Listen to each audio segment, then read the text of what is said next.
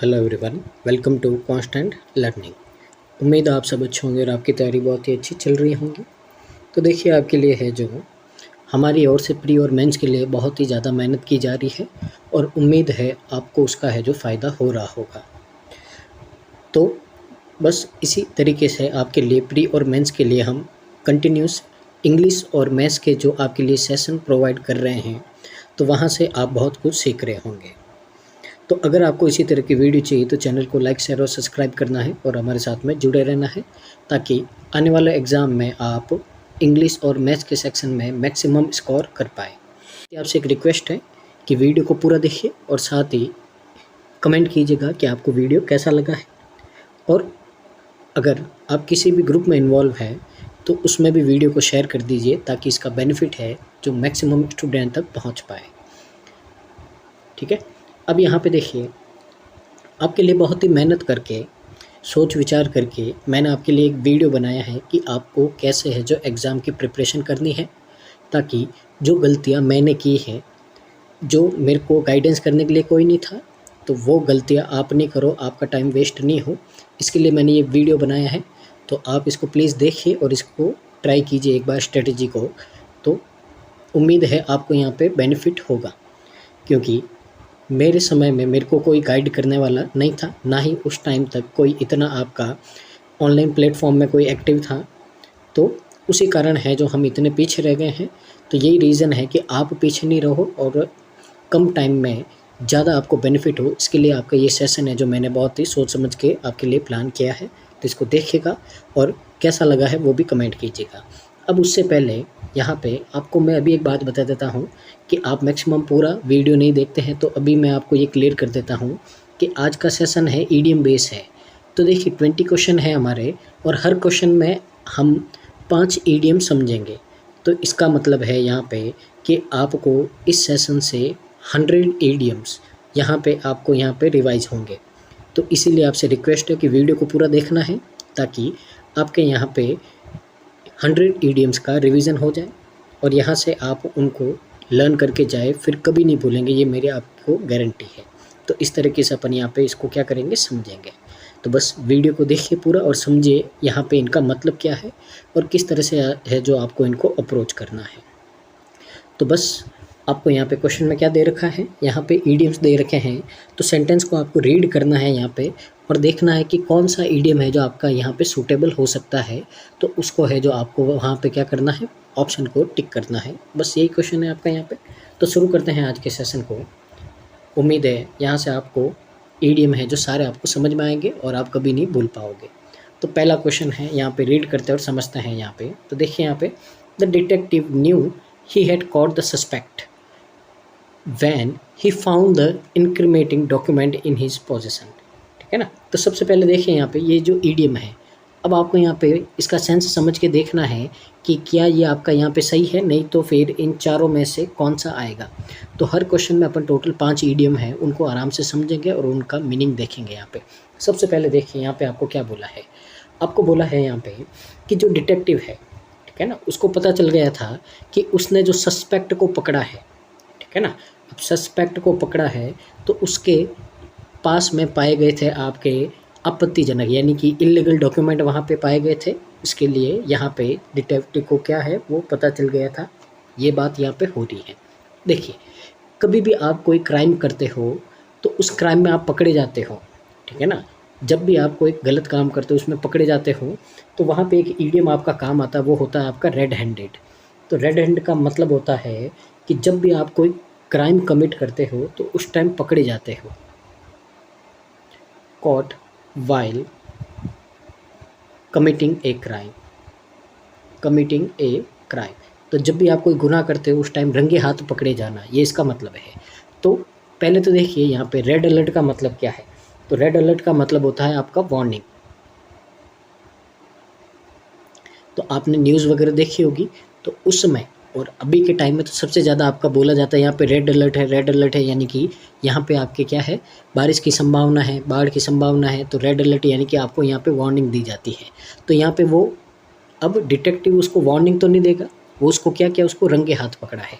तो पहले तो आपका आंसर क्या हो जाएगा, ऑप्शन नंबर बी हो जाएगा। अब रेड अलर्ट का मतलब अपन ने पढ़ लिया, वार्निंग है।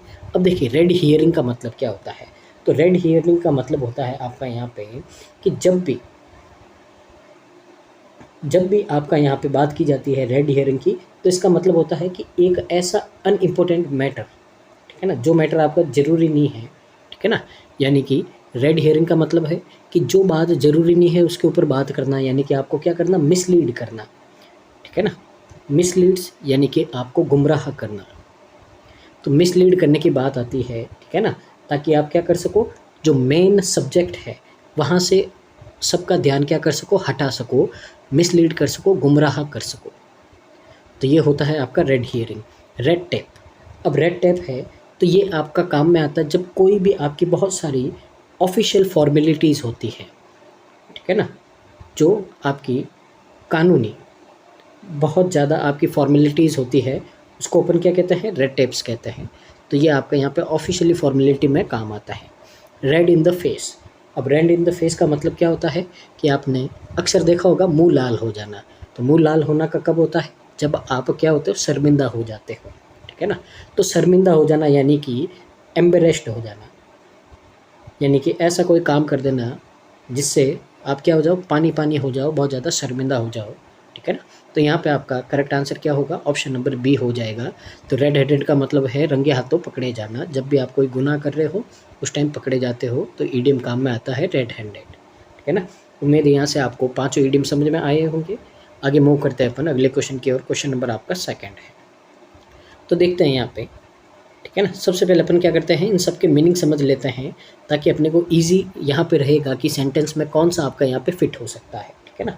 सबसे पहले देखिए आपका वुल्फ एट द डोर, यानी कि यहाँ पे देखिए कोई भी भेड़िया है आपके घर के दरवाजे पे कब आएगा, ठीक है ना, जब वो जिस जंगल में रहता है वहाँ पे क्या होगी, खाने की कमी होगी, तभी क्या आएगा, आपके दरवाजे पे आएगा। इस तरह से आप इसको याद रख सकते हैं।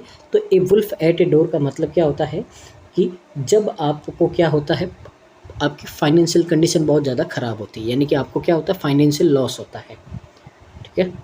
तो फाइनेंशियल लॉस होता है या आपके ऊपर क्या होता है, बहुत ही ज़्यादा कर्जा हो जाता है, ठीक है ना, तो घर की हालत ठीक नहीं होती, तो उस कंडीशन में आपका ईडियम काम में आता है ए वुल्फ एट ए डोर, ठीक है ना।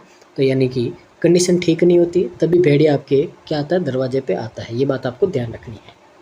आगे देखिए आपका, आगे है आपका ए स्लिप ऑफ टंग। अब जुबान फिसल जाना, जुबान फिसल जाने का मतलब क्या है कि जो आपको नहीं बोलना चाहिए गलती से आप बोल देते हो। तो एक छोटी सी गलती होती है कि आप कभी कभी ज़्यादा बोलते हो, मजाक मजाक में कुछ ऐसा बोल जाते हो जो आपको नहीं बोलना होता है।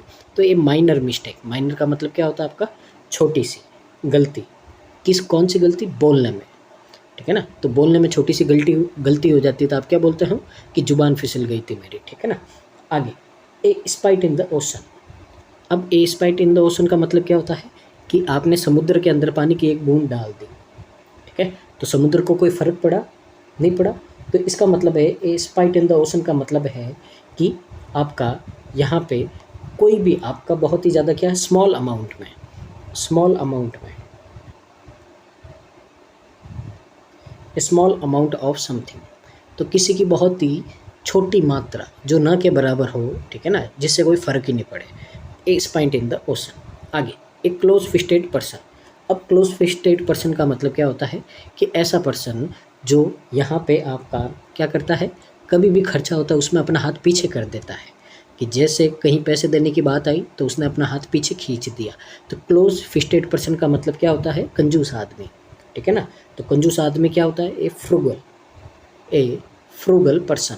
तो ऐसा आदमी जिसको खर्चा करने को बोले तो वो अपने हाथ पीछे खींच देता है, उसके हाथ छोटे पड़ जाते हैं, ठीक है ना। तो वो क्या होता है आपका आदमी, वो होता है आपका कंजूस, ठीक है ना।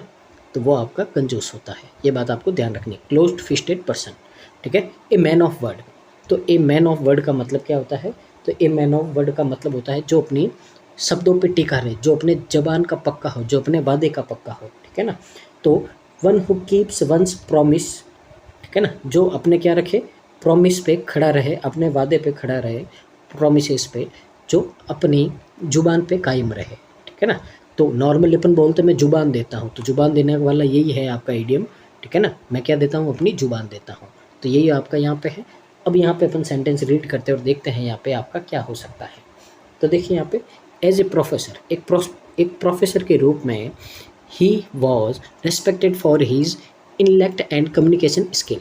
तो उनका सम्मान किया जाता है उनकी, एक तो इंटेलेक्ट का मतलब बुद्धिमत्ता के लिए, बुद्धि की समझदारी के लिए, और कम्युनिकेशन स्किल यानी कि दूसरों के साथ में यहाँ पे जुड़ने की, कम्युनिकेट करने की, घुल मिल जाने की, अच्छी तरह से उनसे बात करने की, यहाँ पे उस स्किल के कारण इनका क्या किया जाता है, सम्मान किया जाता है। Truly embodying in the essence of, अब वह वास्तव में अपने, ठीक है ना, वह वास्तव में अपने। अब यहाँ पे देखिए तारीफ की जा रही तो कोई ना कोई आपका पॉजिटिव ईडियम होगा। तो बैडी आएगा तो वो क्या, वास्तव में अपने फाइनेंशियल लॉस है, तो पहले तो ये नहीं होगा। फिर मिस्टेक हो गई उनसे जुबान में, नहीं ये भी नहीं है। स्मॉल अमाउंट नहीं है, क्लोज फिस्टेड, वो वास्तव में कंजूस है, नहीं, तारीफ की जा रही, पॉजिटिव चाहिए अपने को, ठीक है ना। तो ए मैन ऑफ वर्ड्स, यानी कि वो वास्तव में क्या है, अपने जुबान के पक्के हैं, अपने वादे के पक्के हैं। तो यहाँ पे आपका पॉजिटिव सेंस चल रहा है, तो ईडियम भी क्या चाहिए, जो उनकी तारीफ करे, उनके पॉजिटिव सेंस में बात करे। तो यहाँ पे आपका क्या चल रहा है कि ए मैन ऑफ वर्ड्स, यानी कि जो अपनी जुबान पे टिका रहे, जो अपने वादे का पक्का रहे। तो इस सेंस के हिसाब से आपका कौन यहाँ पे फिट बैठेगा, ऑप्शन नंबर डी है जो आपका यहाँ पे फिट बैठेगा, और यही क्या होगा, आपका करेक्ट आंसर होगा।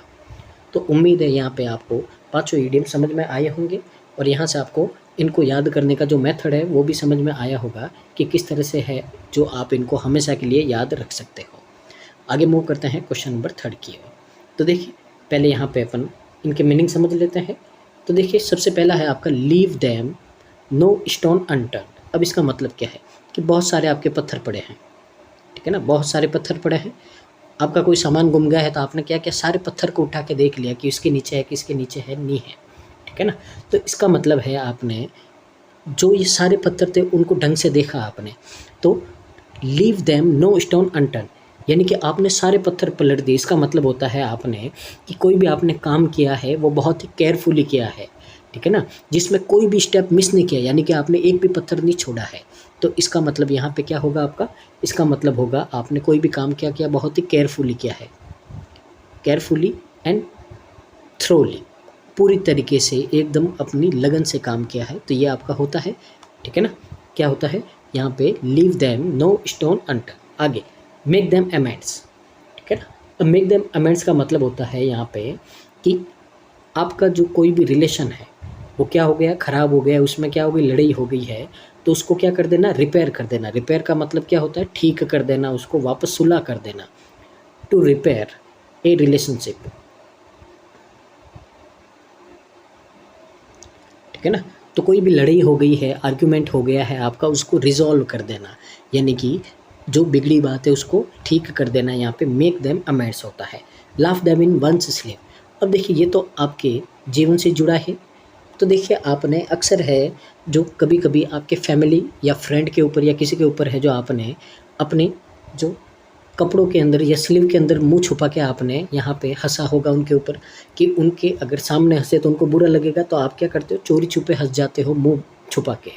तो laugh them in one's sleeves, इसका मतलब क्या होता है, छुपके से हंसना, ठीक है ना। टू लाफ सीक्रेटली, सीक्रेटली और टू वन सेल्फ, तो किसी के ऊपर है जो छुपके से, चोरी छुपे है जो किसी के ऊपर हंसना, ये क्या होता है आपका, laugh them in one's sleeve, यानी कि अपनी जो बाहें होती है, ठीक है ना, जो स्लीव होती है आपकी शर्ट की, उसको अपने मुंह के ऊपर रखे जो चोरी छुपे हंसना, ये होता है आपका nip in the bud, nip them in the bud. अब इसका मतलब क्या होता है, तो इसका मतलब होता है किसी चीज़ को शुरुआत में ही क्या कर देना, यहाँ पे अर्ली स्टेज में क्या कर देना, उसको रोक देना, ख़त्म कर देना, ठीक है ना, ये होता है आपका निप इन द बड। तो यानी कि to stop something, to stop something at an early stage. Early stage का मतलब होता है शुरुआत के समय में ही यहाँ पे किसी को क्या कर देना, रोक देना, ख़त्म कर देना, ये होता है nip them in the bud. Knit them once brows, अब इसका मतलब क्या होता है, ठीक है ना, तो इसका मतलब होता है जो आपकी आईब्रोज होती है। तो अक्सर आपने देखा होगा, तो जब कोई सोचता है या चिंता में होता है तो वो क्या होता है, उसके माथे पे सिकंज आ जाती है, यानी कि जो लकीरें आ जाती हैं और उसकी आईब्रोज है जो क्या हो जाती, मिल जाती है, ऊपर नीचे हो जाती है। तो इसका मतलब क्या होता है, इसका मतलब होता है कि या तो वो क्या है, किसी भी चिंता में है, या तो वो किस में है, आपका वरी में है, या किस में है, आपका गुस्से में है, या फिर कुछ सोच रहा है आपका, ठीक है ना। तो कुछ क्या कर रहा है आपका, सोच रहा है, कुछ चिंता में है, या किसी आपके दुख में है। तो यहाँ पे ये सेंस बनते हैं उसके फेस के एक्सप्रेशन को देख के, ठीक है। तो अब यहाँ पे अपन सेंटेंस रीड करते हैं और देखते हैं यहाँ पे आपका क्या हो सकता है। तो देखिए यहाँ पे आपको बोला है parents should address behavioural issue in children promptly.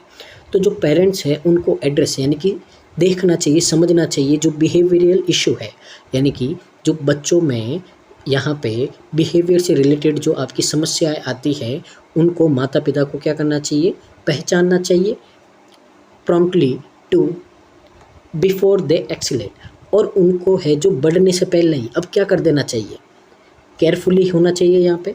अब बढ़ने से पहले क्या करना, ख़त्म कर देना चाहिए उनको। देखिए मैंने आपको सारी इडियम समझा दी है, तो अब आप समझ गए होंगे कि बच्चों का बिहेवियर क्या होता है, ख़राब होता है, उससे पहले आपको क्या कर देना चाहिए, उनको समझाना चाहिए, उनके मिसबिहेव को क्या कर देना चाहिए, स्टॉप कर देना चाहिए। तो इसका मतलब यहाँ पे क्या होगा आपका, शुरुआत में ही क्या कर देना, किसी चीज़ को रोक देना, किसी को स्टॉप कर देना, ठीक है ना। तो यहाँ पे क्या आएगा आपका, nip them in the bud, option number C आएगा, ठीक है। तो इसका मतलब है पेरेंट्स को जो बच्चों का बिहेवियरल इशू है, यानी कि उनसे संबंधित जो इशू होते हैं बिहेवियर को लेके, उनको पहचानना चाहिए और शुरू में ही उनको क्या कर देना चाहिए, रोक देना चाहिए उनके ऐसे मिसबिहेव को बड़ों के साथ में। तो ये आपका सेंस बनेगा और यहाँ पे आंसर क्या होगा आपका, ऑप्शन नंबर सी होगा। आगे मूव करते हैं अपन क्वेश्चन नंबर 4 की ओर। तो देखिए यहाँ पे इनको भी समझते हैं, यहाँ पे क्या है आपके। और तो देखिए सबसे पहले अपन यहाँ पे देखते हैं इन फाइन फेदर। अब इन फाइन फेदर का मतलब क्या होता है, तो देखिए फेदर का मतलब क्या होता है, जो पंख होते हैं। तो कोई भी पक्षी है, ठीक है ना, वो अपने पंख साफ करता है, इसका मतलब क्या है, एकदम अप टू डेट हो जाता है। तो इन फाइन फेदर का मतलब क्या होता है, तो अपने तो पंख नहीं है, तो अपने पंख, उनके पंख की जगह अपन क्या काम में लेते हैं, अपने कपड़े। तो इसका मतलब होता है कि वेल ड्रेस्ड। तो वेल ड्रेस्ड का मतलब क्या होता है आपका, एकदम सज धज के रेडी हो जाना, अच्छे से आपका एकदम पूरे कपड़े पहन के एकदम ऑफिशियल आपका लुक होता है, तो अच्छे से आपको तैयार हो जाना है इन फाइन फेदर। यानी पक्षी तो अपने क्या होंगे, पंख वगैरह साफ कर देंगे तो वो क्या हो जाएंगे, उनके फाइन फेदर। और अपने क्या करेंगे, आराम से ढंग से अच्छे कपड़े पहन लेंगे, एकदम वेल ड्रेस्ड हो जाएंगे, तो वो अपना क्या होगा, फाइन ड्रेस्ड हो जाएगा, आपका फाइन फेदर हो जाएगा। तो यानी कि अच्छे से कपड़े पहन के क्या हो जाना, रेडी हो जाना। आगे इन ए नटसेल। अब इन ए नटसेल का मतलब क्या होता है, तो इन ए नटसेल का मतलब होता है कोई भी चीज़ आपको बहुत ही ब्रीफली का मतलब होता है शॉर्ट में समझाना। इन समरी, इन समरी का मतलब क्या होता है, ऊपर ऊपर से है जो आपको सीधा, बिना यहाँ पे डीप में जाए, सीधा आपको मेन मुद्दा क्या है वो समझा देना। ब्रीफली, ब्रीफली सिंपली जो भी बात है सीधी डायरेक्ट आपको समझानी है कि ये समस्या है या ये बात है, ठीक है ना, पूरी कहानी नहीं सुनानी है, सीधा कंक्लूजन पे आना है। इन ब्लैक एंड वाइट। अब इन ब्लैक एंड वाइट का मतलब क्या होता है, इसका मतलब होता है इन रिटर्न। कोई भी चीज़ है आपको किस में चाहिए, राइटिंग में चाहिए, ठीक है ना।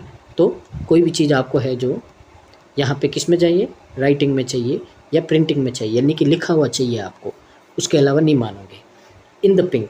अब इन द पिंक का मतलब क्या होता है यहाँ पे, ठीक है ना, तो ये एक इडियम होता है जब किसी की हेल्थ क्या होती है, बहुत ही अच्छी होती है, ठीक है ना। तो पिंक स्लिप वो अलग होता है, पिंक स्लिप एक अलग होता है, इन द पिंक अलग होता है।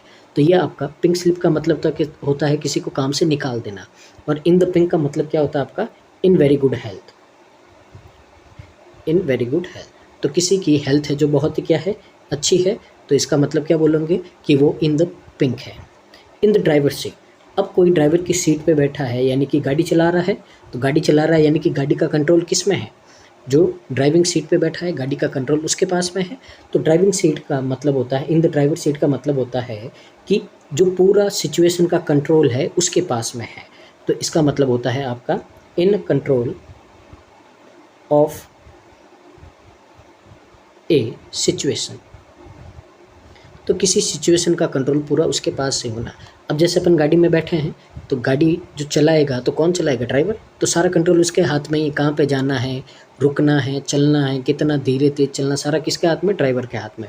उसी तरह ड्राइविंग सीट पे होना इसका मतलब है कि कोई भी सिचुएशन है उसका कंट्रोल आपके हाथ में होना है। अब यहाँ पे अपन इसको समझते हैं और देखते हैं यहाँ पे आपका क्या हो सकता है। तो देखिए, हिज लाइफ स्टोरी, तो उसकी जो जीवन की कहानी है, is one of the resilience, perseverance and eventual triumph over adversity. तो उसकी जो जीवन की कहानी है वो क्या है? वन ऑफ द रेजिलियंस, प्रिजर्नेंस, इसका मतलब क्या है कि अगर मैं कहूँ कम शब्दों में, संक्षिप्त में कहूँ तो वह क्या है आपका? वह है यहाँ पे आपका एडजस्टमेंट का। रेजिलियंस का मतलब क्या है? किस तरह से उसने यहाँ पे परिस्थितियों का सामना किया है, दृढ़ता, और यहाँ पे जो विपरीत परिस्थितियों में क्या है, उसने कैसे जीत हासिल की है इस परिस्थितियों के ऊपर, उनके बारे में है। अब कहानी है तो कहानी तो वेल ड्रेस तो होगी नहीं आपकी, ना ही कहानी है आपकी, ठीक है ना। अब देखिए, in written, in black and white, in written का मतलब क्या होता है? इसका मतलब होता है कोई कंडीशन आपको अच्छे से समझाना, ठीक है ना, कोई भी चीज़ आपको अच्छे से समझाना, ये होता है, ठीक है ना। पिंक स्लिप, यहाँ पे हेल्थ की बात नहीं है, ड्राइवर सीट कंट्रोल की बात नहीं है। अब देखिए, स्टोरी है जो आप समझाओगे तो कैसे समझाओगे इसको? ब्रीफली, बहुत ही कम शब्दों में अगर मैं उसकी स्टोरी समझाऊँ तो वो क्या है? उसकी स्टोरी कैसी है कि कैसे विपरीत परिस्थितियों में उसने सामना करके है जो जीत हासिल की है, इसी तरह अपन कहेंगे, ठीक है ना। तो इसके हिसाब से आपका यहाँ पे इन ए नटसेल होगा, यानी कि आपने उसकी स्टोरी, उसकी कहानी को है जो कुछ शब्दों में क्या कर दिया? बयां कर दिया है। तो यहाँ पे आपका क्या होगा? ऑप्शन नंबर ए होगा। अब आपको पहले ही बता देता हूँ मैं आपको, इन ब्लैक एंड वाइट, आप बाद में ऐसा बोलोगे कि सर ये क्यों नहीं हो सकता है? तो देखिए, ये आपका किसी चीज़ को अच्छे से समझाना है, ठीक है ना। रिटर्न में कोई कंडीशन है आपको अच्छे से एक्सप्लेन करनी, ताकि आप उसको क्या कर सको? समझ सको, ठीक है ना। यहाँ पे स्टोरी बोली जा रही है, अब स्टोरी को क्या करोगे आप? ब्रीफली समझाओगे। इसके लिए यहाँ पे देखिए बड़े बड़े शब्द दे रखे हैं, विजय होना, दृढ़ता, लचीलापन, इस तरह से दे रखे हैं। तो हमने क्या किया है? इसको ब्रीफ में समझाया, यानी कि कम शब्दों में समझाया है, ठीक है ना। तो यहाँ पे इसके लिए आपका यहाँ पे क्या आएगा? ऑप्शन नंबर ए आएगा। आगे मूव करते हैं अगले क्वेश्चन की ओर। क्वेश्चन नंबर आपका 5। तो आगे देखिए 5 है आपका। तो देखिए यहाँ पे आपको बोला है पे डेडली। पे डेडली का मतलब क्या होता है यहाँ पे कि जितना है उससे ज़्यादा क्या कर देना? आपको पे कर देना, डेडली, यानी कि बिना डरे। अब इसका मतलब क्या होता है? इसका मतलब होता है यहाँ पे कि आपने, ठीक है ना, जरूर से ज़्यादा भुगतान कर दिया है, यानी कि जितना था उससे ज़्यादा भुगतान कर दिया। इसका मतलब क्या होता है कि जो भी आपने यहाँ पे समस्या को न्योता दिया है उसका क्या करोगे? परिणाम आप भुगतोगे। टू सफ़र, समस्याओं का सामना करना, to suffer because of a particular action. तो आपने पहले तो क्या कर दिया है? बहुत ही शेर बन के, ठीक है ना, सीना चौड़ा करके आपने बोल दिया जितने पैसे मैं दे दूंगा, ठीक है ना। और जब पैसे देने की बात आई तो आपकी जेब में इतने पैसे ही नहीं थे, ठीक है ना। तो आपने पहले तो बहुत ही साहस के साथ में बोल दिया, लेकिन बाद में जब पैसे नहीं हुए तो क्या हुआ? शर्मिंदगी आपको देखनी पड़ी थी। तो परिणाम भुगतना यहाँ पे होता है। पे डेडली का मतलब क्या होता है? परिणाम भुगतना, ठीक है ना, परिणाम, कॉन्सिक्वेंसेस को आपको फेस करना, ठीक है। अब आगे यहाँ पे समझते हैं have an axe to grind, इसका मतलब क्या होता है? तो इसका मतलब होता है यहाँ पे कि किसी के कोई स्वार्थी कारण होना है, यानी कि कोई अपनी यहाँ पे खुद के मतलब के लिए, ठीक है ना, कोई काम कर रहा है, तो वो क्या होता है आपका यहाँ पे? Have an axe to grind, यानी कि क्या होता है? स्वार्थी, स्वार्थी होता है आपका, सेल्फिश, ठीक है ना। Call a spade a spade, अब इसका मतलब क्या होता है? इसका मतलब होता है कि आपका यहाँ पे कोई भी चीज़ है तो कॉल स्पेड ए स्पेड का मतलब होता है कि to be truthful about something, किसी के बारे में क्या करना? सच बोलना। अब सच बोलना, ठीक है, चाहे वो कितना भी आपको रूड समझे, कितना भी वो चाहे अनप्लीजेंट हो, किसी को दुख देने वाला हो, फिर भी क्या करना? आपको यहाँ पे उसको सच बताना है, इसका मतलब होता है ब्रिंग द कर्टेन डाउन। अब देखिए, आपने देखा होगा पुराने ज़माने में जो मूवीज़ वगैरह चलती थी सिनेमा हॉल में, आपके नाटक वगैरह चलते थे, तो जब भी उनके पर्दे नीचे हो जाते थे, इसका मतलब क्या होता था? इसका मतलब होता है शो आपका ख़त्म। तो यानी कि जो मूवी है या जो नाटक है आपका क्या हो गया? ख़त्म हो गया है, एंड हो गया है। तो ब्रिंग द कर्टेन्स डाउन, यानी कि पर्दे नीचे गिरा देना, इसका मतलब क्या होता है यहाँ पे? इसका मतलब होता है ब्रिंग समथिंग टू एंड, किसी को अपने अंत तक ले आना, ठीक है ना।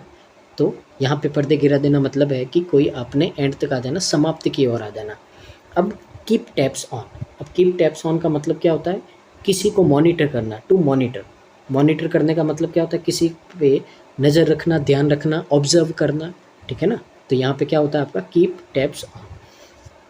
अब यहाँ पे अपन समझते हैं, तो देखिए द लैंडलॉर्ड प्रॉमिस टू, तो जो यहाँ पे मकान मालिक है उसने प्रॉमिस किया था to the maintenance of the rental property to ensure it stayed in good condition.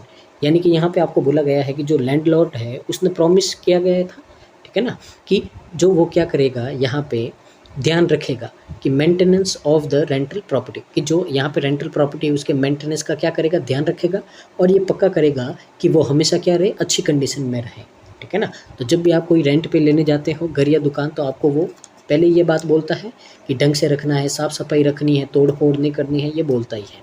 तो इसका मतलब है कि क्या करना है, यहाँ पे आपको ध्यान रखना है, उस पर नज़र रखनी है कि कोई गड़बड़ नहीं हो जाए। और इसके लिए एक ही इडियम काम में आएगा, वो है आपका कीप टैब्स ऑन, मॉनिटर करना, कि मैं मॉनिटर करूँगा, समय समय पे ध्यान दूँगा कि कोई गड़बड़ तो नहीं है, आपका सही है नहीं है, इस तरह से बात की जा रही है। ऑप्शन नंबर क्या होगा आपका यहाँ पे, डी होगा, और ये क्या होगा आपका करेक्ट आंसर होगा। आगे मूव करते हैं अपन अगले क्वेश्चन की ओर। क्वेश्चन नंबर आपका 6 है। तो यहाँ पे देखिए ईट हम्बल पाई। अब ईट हम्बल पाई का मतलब क्या होता है, इसका मतलब, तो ईट हम्बल पाई का मतलब होता है आपका यहाँ पे, ठीक है ना, तो आपने कोई गलती की है तो उसको स्वीकार करना है, ठीक है ना। तो माफ़ी मांगना है, उसको स्वीकार करना है, तो इसका मतलब होता है टू एडमिट वंस फॉल्ट। तो किसी को अपनी खुद की गलती मानना, उसको बोलते हैं ईट हम्बल पाई, ठीक है ना। आगे डच करेज। अब डच करेज का मतलब क्या होता है, झूठा साहस। अब झूठा साहस कब आता है, जब, ठीक है ना, जब कोई आपका 2 पैग लगा देता है। इसका मतलब क्या है कि आपने देखा होगा अक्सर होते हैं जो आपके शराबी होते हैं, ठीक है ना, अब उनसे होता कुछ नहीं है, फिर भी वो क्या करते हैं, बड़ी बड़ी बातें करते हैं, यानी कि झूठा साहस दिखाते हैं कि मैं ऐसा कर दूंगा, मैं ऐसा कर दूंगा। तो डच करेज का मतलब होता है यहाँ पे कि जो कॉन्फिडेंस है, जो ताकत है, वो आपकी आती है कब, जब आप यहाँ पे अल्कोहल ड्रिंक करते हो, ठीक है ना। तो शराब पीने के बाद में जो आपका साहस आता है उसको डच करेज, झूठा साहस, ठीक है ना। इससे आप समझ सकते हो झूठा साहस, झूठी शक्ति कब आती है, ठीक है ना, जब आप क्या करते हो, औषधि का सेवन करते हो। Play second fiddle. अब इसका मतलब क्या होता है, इसका मतलब है आप ऐसे समझ सकते हो एक्स्ट्रा प्लेयर। अब एक्स्ट्रा प्लेयर है, जैसे क्रिकेट की बात करें तो 11 प्लेयर होते हैं, पर साथ ही आपके 4 प्लेयर बाहर बैठे रहते हैं, वो क्या होता है, एक्स्ट्रा। अब वो एक्स्ट्रा में क्यों बैठे हैं, क्योंकि वो इतने ज़्यादा अभी इम्पोर्टेंट नहीं है। इम्पोर्टेंट होते तो वो आपके क्या होते हैं, मेन 11 में होते, खेल रहे होते, पर इतने ज़्यादा इम्पोर्टेंट नहीं है, तो वो क्या है, आपके बाहर बैठे हैं। तो यहाँ पे प्ले सेकंड फिडल का मतलब होता है यहाँ पे आपका कि कोई भी है जो आपका क्या होना, कम इम्पोर्टेंट होना। तो to be less important, to be less important, तो कोई भी है जो आपका कम इम्पोर्टेंट होना या कम पावरफुल होना, उसको क्या बोलते हैं, प्ले ए सेकंड फिडल। अब प्ले पे ऑफ ओल्ड स्कोर। अब आपके पुराने जो यहाँ पे जो हिसाब किताब है उनको चुकता करना, ये होता है ना हिसाब चुकता करना। इसका मतलब क्या होता है, किसी से क्या लेना, बदला लेना। तो जो पुराना आपका हिसाब किताब है उसको चुकता करना, इसका मतलब होता है यहाँ पे टू टेक रिवेंज, किसी से बदला लेना, ठीक है ना। तो किसी से क्या लेना, बदला लेना। Bring to light. अब कोई चीज़ अंधेरे में थी, आपने उसके ऊपर लाइट कर दी, इसका मतलब क्या है, तो इसका मतलब है आपने उसको क्या कर दिया, सामने ले आए, सच को सामने ले आए। ब्रिंग टू लाइट का मतलब क्या है आपका यहाँ पे एविडेंट, एविडेंट या फिर मेक वाइडली नोन, यानी कि सबको बता दिया, यहाँ पे चीज़ है जो छुपी हुई थी सबको बता दिया। तो ये आपके मतलब होते हैं। अब यहाँ पे अपन क्या करते हैं, इसको रीड करते हैं और देखते हैं यहाँ पे आपका क्या हो सकता है। तो देखिए डेस्पाइट हीज इनिशियल एरोगेंस, यानी कि उसके शुरुआती घमंड के बावजूद, he eventually had to eat humble pie and acknowledge the contribution of the other to his success. तो उसने इवेंचुअली हैड, यानी कि उसके बाद में उसको एहसास हुआ कि, और फिर उसने क्या किया, अपनी गलती को माना, और यहाँ पे उसने समझा, क्या समझा, कि जो कंट्रीब्यूशन है दूसरों का उसकी सक्सेस में, तो उसकी जो यहाँ पे सक्सेस है उसमें दूसरों का भी क्या है, यहाँ पे हाथ है, उसका भी क्या है, यहाँ पे कंट्रीब्यूशन है। तो वो बात वो समझ गया और शुरुआत में उसने जो घमंड दिखाया था उसके बाद में आके उन्होंने क्या किया, माफ़ी मांगी थी, ठीक है ना। तो यहाँ पे एकदम सही सेंस बन रहा है। तो आपका यहाँ पे आंसर क्या होगा, ऑप्शन नंबर ई होगा। तो यहाँ पे आपका आंसर हो जाएगा नो इम्प्रूवमेंट इज रिक्वायर्ड, ये आपका करेक्ट आंसर हो जाएगा। आगे मूव करते हैं क्वेश्चन नंबर 7 की ओर। तो देखिए यहाँ पे, तो इसमें क्या दे रखा, ग्रीस समवन्स पाम। तो इसका मतलब क्या होता है, तो इसका मतलब होता है आपका ग्रीस समवन पाम का मतलब होता है आपका यहाँ पे, इसका मतलब होता है किसी को रिश्वत देना, ठीक है ना, टू ब्राइब। तो किसी को रिश्वत देना, रिश्वत, ठीक है ना। तो ये होता है आपका ग्रीस समन्स पाम, ठीक है, जेब गरम करना। गिफ्ट ऑफ गैप, अब गिफ्ट ऑफ गैप का मतलब क्या होता है, किसी को एबिलिटी देना, किसी को भगवान का ऐसा आशीर्वाद देना, उसको बोलने की एबिलिटी देना, ठीक है ना, बहुत ही ज़्यादा, बहुत ही अच्छा बोलने की एबिलिटी देना, गिफ्ट ऑफ गैप, यानी कि जुबान का जादू, ठीक है ना। तो भगवान देता है ये, तो इसका मतलब होता है the ability, ability to talk readily, ठीक है। अब गेट द बॉल रोलिंग, अब गेट द बॉल रोलिंग का मतलब क्या होता है यहाँ पे, तो इसका मतलब है कि बॉल पड़ी थी, आपने उसको थोड़ा सा धक्का दिया तो बॉल क्या हो गई, आपका घूमना, रोल होना शुरू हो गई थी। तो गेट द बॉल रोलिंग का मतलब क्या होता है, टू बिगिन, किसी काम का क्या होना, शुरू होना, टू बिगिन या टू स्टार्ट सम एक्शन, तो किसी काम का शुरू हो जाना, ये होता है आपका to get the ball rolling. अब go up in smoke, smoke का मतलब क्या होता है, धुआं। तो इसका मतलब है आपका कि आपने कोई काम किया है और वो क्या हो गया, धुएं में मिल गया, धुआं धुआं हो गया, इसका मतलब क्या हो गया, पूरा बर्बाद हो जाना, ठीक है ना। टू बी कंप्लीट रिड्यूम्ड, तो जो भी आपने मेहनत की थी वो क्या हो गई, पूरी बर्बाद हो गई है, ठीक है ना, धुएं में खो गई है, ठीक है ना।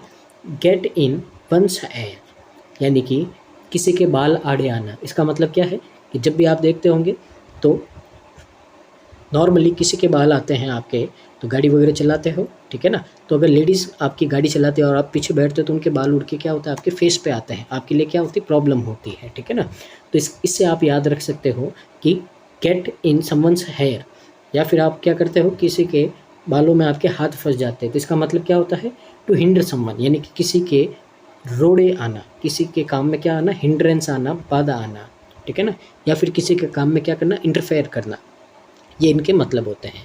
अब यहाँ पे देखते हैं कि यहाँ पे क्या सेंस बन सकता है आपका, यहाँ पे I will make the initial phone call to, तो मैंने है जो शुरुआती फ़ोन करने शुरू कर दिए थे, अब किसके लिए किए थे, ताकि मैं सिक्योर कर सकूँ जो वेन्यू है आपका इवेंट का, तो इवेंट की जो जगह है उसके लिए है जो मैंने फ़ोन कॉल करना क्या कर दिया था, शुरू कर दिया था। अब फ़ोन कॉल से रिश्वत नहीं दी थी मैंने, फ़ोन कॉल करना क्या कर दिया था, शुरू कर दिया था कि मेरे को, मेरे एक इवेंट है, एक काम है, उसके लिए मेरे को क्या चाहिए, जगह चाहिए, तो मैं फिक्स कर रहा हूँ। तो यहाँ पे किसी काम को क्या कर रहे हैं अपन, शुरू कर रहे हैं, तो यहाँ पे शुरू करने के सेंस में क्या आएगा आपका, get the ball rolling. Option number B है जो हमारा क्या हो जाएगा, यहाँ पे करेक्ट आंसर हो जाएगा। उम्मीद आपको समझ में आ रहा होगा। आगे मूव करते हैं अगले क्वेश्चन की ओर। तो क्वेश्चन नंबर आपका 8 है यहाँ पे। तो देखते हैं यहाँ पे इन हाई स्पिरिट्स, ठीक है ना। अब यहाँ पे इन हाई स्पिरिट्स का मतलब क्या होता है, तो इसका मतलब होता है कि हाई, हाई का मतलब होता है बहुत ही ऊंचा, और स्पिरिट्स का मतलब क्या होता है, जोश। तो इन हाई स्पिरिट्स का मतलब क्या होता है कि जो बहुत ही क्या होता है, जिसमें बहुत ही ज़्यादा उम्मीद होती है, एंथुजियाज्म, बहुत ही ज़्यादा उत्साह होता है, तो फुल ऑफ एंथुजियाज्म, तो जिसमें क्या होता है, पूरी तरीके से आपका क्या होता है, जोश होता है उसमें, ठीक है ना, उत्साह भरा होता है, वो होता है आपका in high spirits. Devil's advocate, अब डेविल्स एडवोकेट का मतलब क्या होता है कि आपने देखा होगा अक्सर है जो आपके कोर्ट में दो वकील है जो आपके यहाँ पे केस लड़ते हैं, तो एक तो आपका वकील होता है और एक जो होता है वो आपका दूसरे वालों का, सामने वालों का होता है, ठीक है ना, जिसको अपन क्या बोलते हैं, अपोजिशन का वकील। तो डेविल्स एडवोकेट का मतलब क्या होता है, जो आपका यहाँ पे क्या करता है, काउंटर आर्ग्यूमेंट करता है, यानी कि आपके खिलाफ जो बोलता है, खिलाफ आर्ग्यूमेंट करता है, उसको बोलते हैं डेविल्स एडवोकेट, ठीक है ना। तो यहाँ पे आपको बोला है to present a counter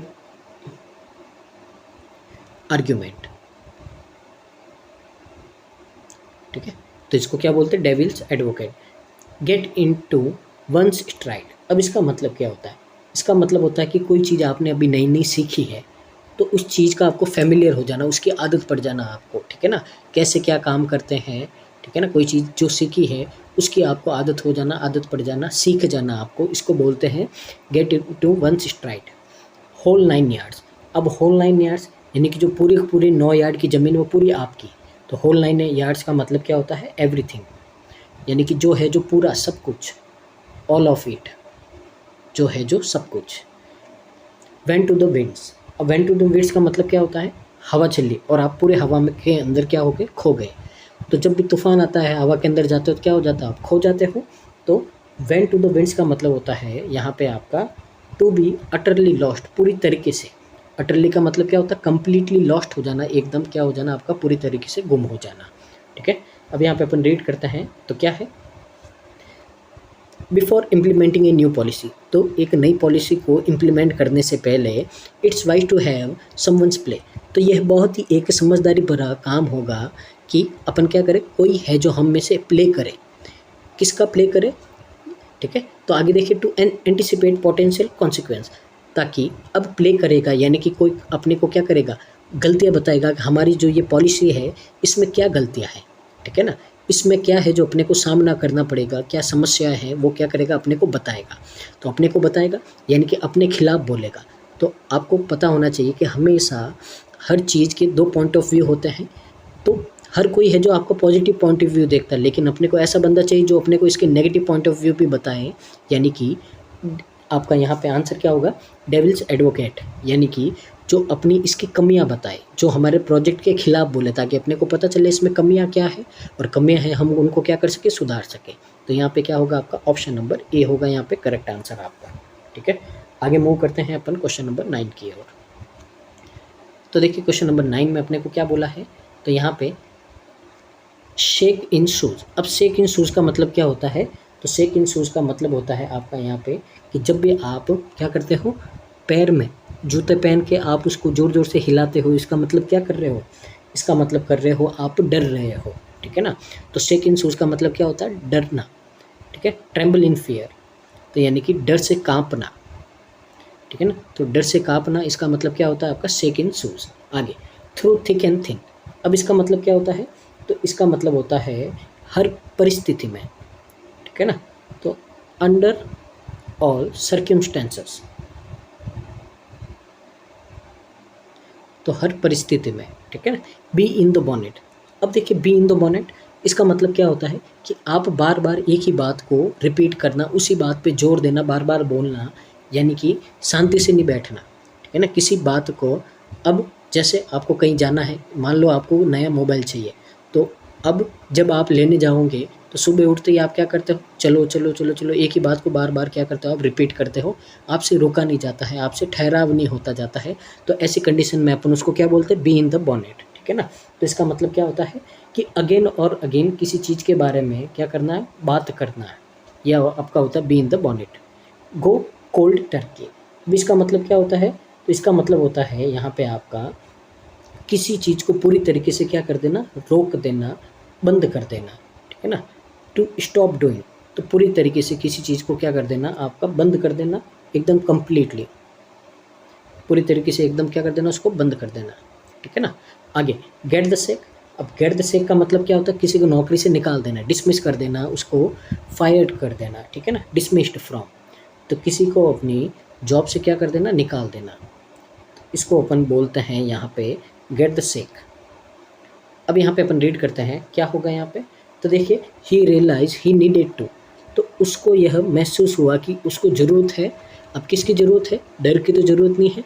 on his procrastination tendencies if he wanted to meet his deadlines, तो अगर वह अपनी डेडलाइन को पूरा करना चाहता है, ठीक है ना, तो अगर वह अपनी डेडलाइन को पूरा करना चाहता है तो उसे एहसास हुआ है कि उसको क्या चाहिए? जो उसके टाल मटोल करने वाले यहाँ पे आदत है, यानी कि काम को आगे से आगे पोस्टपोन कर देना, ये जो आदत है उसको क्या करना पड़ेगा? उसको एकदम पूरी तरीके से उसको क्या करना पड़ेगा? रोकना पड़ेगा, उसको स्टॉप करना पड़ेगा।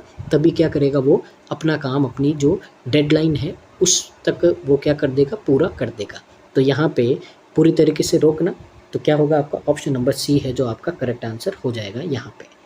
आगे मूव करते हैं अपन अगले क्वेश्चन की ओर। क्वेश्चन नंबर आपका 10 है। तो देखिए यहाँ पे सबसे पहले गेट कोल्ड फीट। अब गेट कोल्ड फीट का मतलब क्या है? ठंडे पैर, ठीक है ना, ये नहीं है। तो गेट कोल्ड फीट का मतलब क्या होता है आपका यहाँ पे, इसका मतलब होता है बहुत ही ज़्यादा नर्वस हो जाना, पाँव ठंडे पड़ जाना, ठीक है ना, क्या हो जाना आपका, नर्वस हो जाना, ठीक है, बहुत ही ज़्यादा अनकंफर्टेबल होना, नर्वस हो जाना, इसको बोलते हैं gate cold feet. Down in the mouth, अब डाउन इन द माउथ का मतलब क्या होता है, इसका मतलब होता है कि मुंह लटका देना।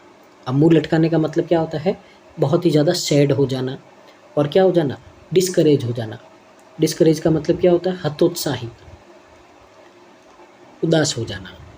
ऑफ द रडार, अब देखिए रडार क्या करता है, रडार होता है आपका किसी चीज़ की सिचुएशन, उसकी स्थिति का पता लगाने का। अब ऑफ द रडार यानी कि आप रडार में ही नहीं आ रहे हो, तो इसका मतलब क्या है, इसका मतलब है कि आप बहुत ही लंबे समय से हैं जो किसी को दिखे नहीं हो, या फिर किसी के कनेक्शन में नहीं आए हो, तो उसको क्या बोलते हैं अपन, ऑफ द रडार बोलते हैं, ठीक है ना। तो जो आपकी पकड़ में नहीं आता है, जिस आपने बहुत समय से आपने किसी को नोटिस नहीं किया है, तो वो क्या होता है, ऑफ द रडार। अब काउच पोटैटो क्या होता है, तो देखिए काउच पोटैटो होता है एक ऐसा पर्सन जो पूरे दिन सोफे पे पड़ा पड़ा क्या करता है, टीवी देखता रहता है, ठीक है। तो पड़ा टीवी देखना, सोफे पे पड़ा क्या करता है, टीवी देखता रहता है, उसको क्या बोलते हैं, काउच पोटैटो बोलते हैं। फेस द म्यूज़िक, ठीक है। अब फेस द म्यूज़िक को कैसे याद रखोगे, अब आपने साउथ मूवी देखी है तो उसमें हीरो क्या करता है, जब भी लड़ता है या किसी समस्या का सामना करता है तो वो क्या करता है, गाना लगाता है। तो अक्सर आपने मूवीज़ वगैरह में देखा होगा, ठीक है ना, तो उसमें गाना चलता है और फिर क्या करता है, वो गुंडों की धुलाई करता है। तो फेस द म्यूज़िक का मतलब क्या है यहाँ पे, कि जो आपके परिणाम है, कॉन्सिक्वेंस है, उनका सामना करना, ठीक है ना। तो फेस द म्यूज़िक का मतलब क्या है, पहले तो यहाँ पे टू एक्सेप्ट, स्वीकार करना, और क्या करना, कन्फ्रंट, सामना करना। जो अनप्लीजेंट कॉन्सिक्वेंस है किसी के एक्शन के, कोई काम के जो आपके यहाँ पे परिणाम है, उसको क्या करना, उसका सामना करना, उसको मानना, ठीक है ना, ये होते हैं। अब यहाँ पे देखिए अपन इसको रीड करते हैं, तो यहाँ पे क्या होगा आपका, despite his attempt to hide his involvement, यानी कि उसने अपनी इन्वॉल्वमेंट है, यानी कि उसका खुद का शामिल होना है, उसको छिपाने के बावजूद he eventually had to and admit his role in the scandal. तो इवेंचुअली यानी कि अचानक वो आया और उसने क्या किया, एक्सेप्ट किया, स्वीकार किया कि वो भी क्या था, कि इस स्कैंडल में, इस गुनाह में वो क्या था, शामिल था। तो यहाँ पे आया और उसने क्या किया, यहाँ पे सामना किया। तो फेस द म्यूज़िक यानी कि यहाँ पे आपका करेक्ट आंसर क्या होगा, ऑप्शन नंबर डी है जो आपका करेक्ट आंसर हो जाएगा। उम्मीद आपको समझ में आया होगा यहाँ तक, और यहाँ से आपको जितने भी ईडियम्स करवाए हैं मैंने, 50 ईडियम करवाए हैं, वो आपको समझ में आए होंगे। मूव करते हैं नेक्स्ट क्वेश्चन की ओर, क्वेश्चन नंबर आपका 11। तो देखिए क्वेश्चन नंबर 11 है, यहाँ पे क्या बोला है, सबसे पहले डार्क हॉर्स। अब डार्क हॉर्स का मतलब क्या होता है, तो डार्क हॉर्स का मतलब होता है आपका यहाँ पे कि ऐसा कोई पर्सन जिससे आपने कोई उम्मीद नहीं की है और उसने वो काम कर दिया। इसका मतलब क्या होता है कि जैसे है, या जैसे मान लो आप भी हो गए, आपसे आपके घर वालों ने उम्मीद नहीं की है कि ये क्या करेगा, पास हो सकता है या इसकी जॉब लग सकती है, और आप मेहनत करके जॉब लगाते हो, तो इसका मतलब है उम्मीद पे, आपने उम्मीद नहीं की किसी से, ठीक है ना, लेकिन आप उम्मीद पे खरे उतरे। इसका मतलब क्या होता है यहाँ पे, अनएक्सपेक्टेड विंस। तो यानी कि बिना सोचे, किसी ने सोचा ही नहीं था, फिर भी वो क्या हो गया, जीत गया है, तो उसको क्या बोलते हैं अपन, डार्क हॉर्स बोलते हैं। तो नॉर्मली आपका जो रग्बी का गेम होता है, ठीक है ना, जिसमें घोड़ों की दौड़ होती है, उसमें पैसे लगाते हैं, तो ये उसमें काम आता है कि ऐसा घोड़ा जो कभी नहीं जीता, उसके ऊपर आपने पैसे लगा दिए और वो जीत गया, तो क्या बोलते हैं, डार्क हॉर्स, ठीक है ना। यानी कि जो क्या होता है, अचानक से आपका जो नहीं लगता है जीत सकता है, वो भी आपका जीत जाता है। अब मिडास टच, इसका मतलब क्या होता है, तो इसका मतलब होता है कि कोई पर्सन है जिस काम में भी हाथ डाले उसको वहाँ पे क्या मिल जाए, आपकी सक्सेस मिल जाए, ठीक है ना, वहाँ पे वो क्या हो जाए, सक्सेसफुल हो जाए।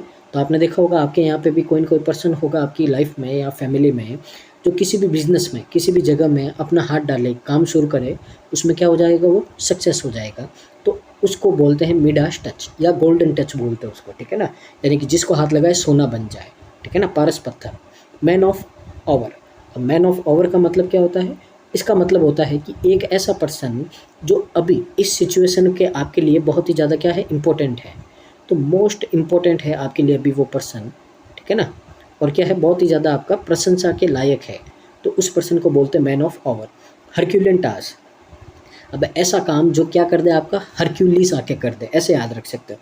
तो देखिए हरक्यूलिस क्या है, अगर आपने हॉलीवुड मूवी वगैरह देखी है तो हरक्यूलिस है जो आपका कौन है यहाँ पे, एक उनके जो भगवान हैं उनका कोई बेटा है, ठीक है ना, जो क्या है बहुत ही ज़्यादा आपका ताकतवर है। तो हरक्यूलियन टास्क है जो आपका वहीं से आया है, तो इसका मतलब क्या है, एक ऐसा टास्क जो बहुत ही ज़्यादा क्या है, डिफ़िकल्ट है। तो एक ऐसा काम जो बहुत ही ज़्यादा क्या है आपका डिफ़िकल्ट है, या फिर क्या है लगभग इम्पॉसिबल है, नामुमकिन है, ऐसे काम को क्या बोलते हैं अपन, हरक्यूलियन टास्क बोलते हैं। ए लॉन वुल्फ, लॉन का मतलब अकेला, ठीक है ना, तो एक ऐसा पर्सन, ठीक है, जिसको बहुत ही पसंद है अकेला रहना, भीड़ भाड़ किसी से बातें करना वो पसंद नहीं है, तो वो क्या होता है, लॉन वुल्फ, अकेला। तो a person who loves to be alone, जिसको अकेला रहना क्या होता है, पसंद होता है, वो आपका यहाँ पे क्या होता है, लॉन वुल्फ होता है। अब यहाँ पे समझते हैं क्या हो सकता है आपका, he was always underestimate by his peers, तो उसको है जो अक्सर क्या किया जाता है, उसके पीयर्स के द्वारा अंडर एस्टिमेट किया जाता है, यानी कि उसको क्या किया जाता है, कम आंका जाता है।